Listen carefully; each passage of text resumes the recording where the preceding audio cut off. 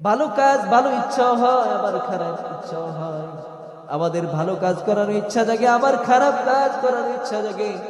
যদি আমরা ভালো কাজগুলোকে প্রাধান্য দিয়ে খারাপ কাজগুলো থেকে বেঁচে থাকি, তাহলে রব্বুল আলামিন বলেন কদ আফলাহা মান যাক্কাহা, যেই ব্যক্তি নিজের আত্মাকে পরিশুদ্ধ করবে সে সফল কাম হবে।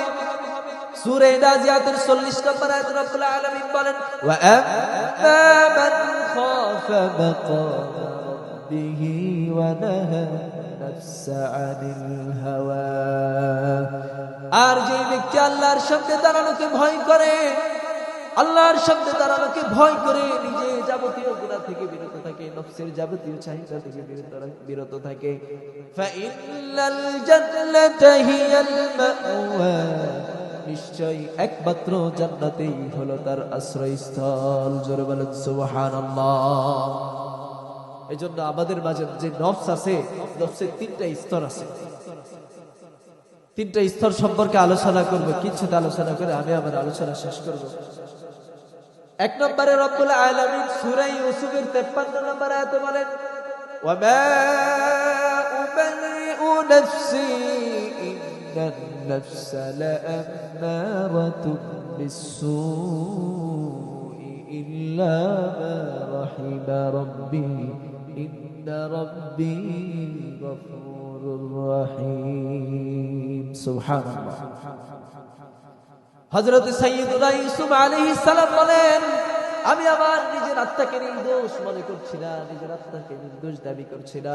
বস্তুত আত্মা তো এমন, নফস এমন, যা সর্ব অবস্থায় সর্বোপরি খারাপ কাজের আদেশ করতে থাকে। ইল্লা মা রাহিমা রাব্বি, তবে আমার প্রতিপালক যাকে দয়া করেন, আমার প্রতিপালক যার প্রতি অনুগ্রহ করেন, তাকে আল্লাহ পাক রব্বুল আলামিন খারাপ কাজ থেকে বিরত রাখেন। ইন্না রাব্বি গফুরুর রহিম,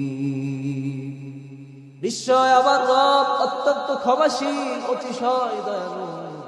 সুতরাং হে মুসলমান ইমানদার, আল্লাহর দয়া এবং আল্লাহর অনুগ্রহের আশা রাখতে হবে, আকাঙ্ক্ষা রাখতে হবে।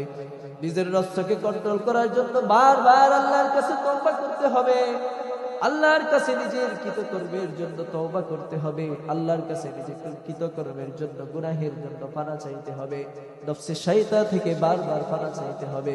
তাহলে আল্লাহ পাক রব্বুল আলামিন আমাদের নফসের উন্নতি ঘটাবেন। জোরে বলেন সুবহানাল্লাহ। তা আমাদের নফসের প্রথম স্তর যেটা, সেটা হলো নফসে আম্মারা। নফসে আম্মারার সম্পর্ক শয়তানের সাথে সবচেয়ে বেশি। শয়তানের কথা সবচেয়ে বেশি শুনে, শয়তান যা বলে সে তাই শুনে। মুয়াজ্জিন সাহেব যখন আযান দেয় আল্লাহু আকবার, মসজিদে আসার জন্য মুয়াজ্জিন সাহেব আযান দেয়, মুয়াজ্জিন সাহেব বলে হাইয়া আলাস সালাহ, হাইয়া আলাল ফালাহ। মুয়াজ্জিন সাহেব বলেন এসো কল্যাণের দিকে, কিন্তু নফস বলে না, কল্যাণের দিকে যাওয়ার দরকার নাই, আরেকটু টিভি দেখা যায়, আরেকটু মোবাইল দেখো, আরেকটু সিনেমা দেখো, আরেকটু তামাশা করো, আরেকটু খেল তামাশা করো, মসজিদে যাওয়ার দরকার নাই। এভাবে নফসে আম্মারা। নাউজুবিল্লাহ। গাছ বলে আমি কেন আগুনে জ্বলি, আমার শেষ ঠিকানা কেন আগুনে হয় শুনবা। লিআন্নী আত্তাবিউল হাওয়া ওয়া আতাকাব্বার ওয়া আ'লা, কেননা আমি প্রবৃত্তির অনুসরণ করি।